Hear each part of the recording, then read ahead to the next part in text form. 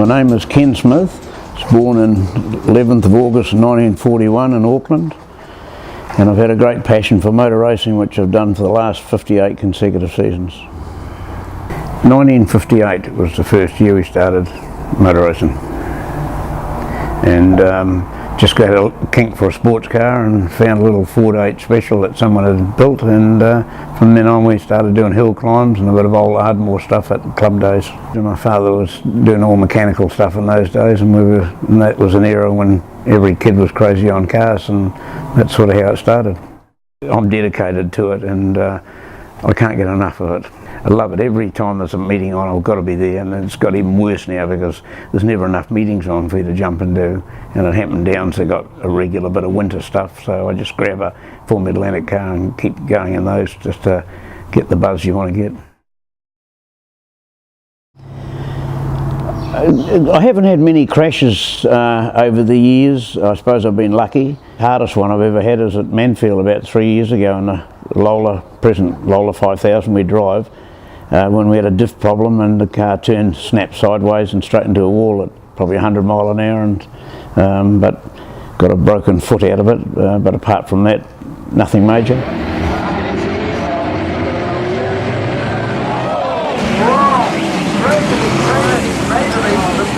The most terrible sight to be watching William Rollins in 332 out of his car, the rear wing ripped off that Teddy Smith Lava Lease Lola that's just come back from a whole year of rebuild. It's like the car snapped away on Kenny.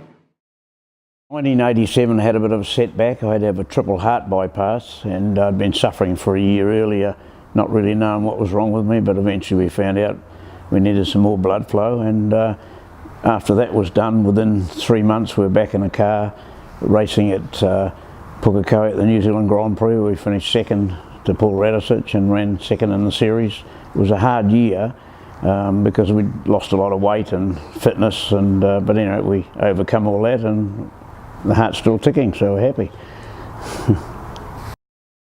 You know, my family's been a great asset to me, and I mean, right back my nieces and that doing timekeeping, and my sister's been to every meeting. My mother went to 50 years of it before she passed away at the Grand Prix at Manfield 7 years ago.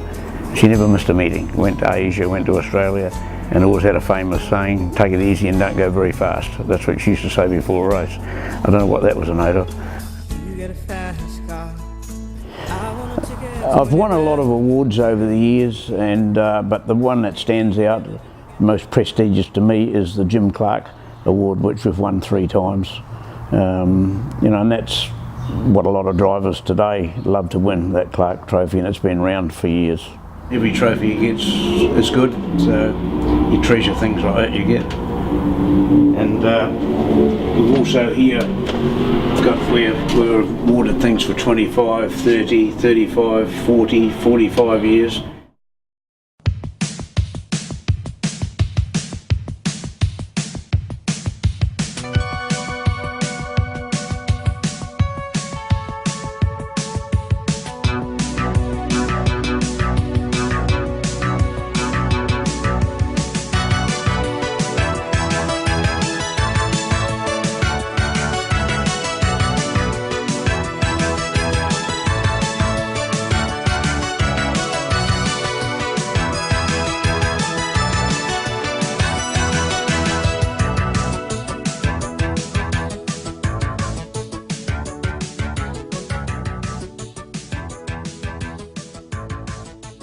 Getting a break overseas in the early days, which I probably would have loved to have done, but the money wasn't there back, and when you look in the 50s and early 60s, it was hard to go and buy a tyre. You know, when you had to go and put black shoe nugget on a tyre so they couldn't see the white cords in it, which we did at Pukekohe many years ago in a little Formula Junior car, and it was hard to get a break. But I'm sure in those days, had I have made a break, I think I had enough ability in the early days to have got to where some of these other guys got to.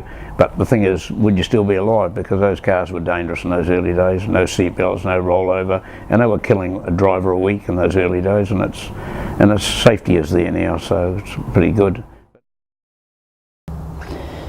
Well, I'm going to keep racing as long as I can get in and out of a car and keep breathing, I suppose, and I have no ideas about wanting to stop, where some people come into motorsport and they, you know, want to bail out after 5 years and they never come near a track again. And even if I had reasons to have to stop, I'd still be in there wanting to come and help guys, and like I've done in the past with Scott Dixon and Hartley and Van Gisberg and people like that.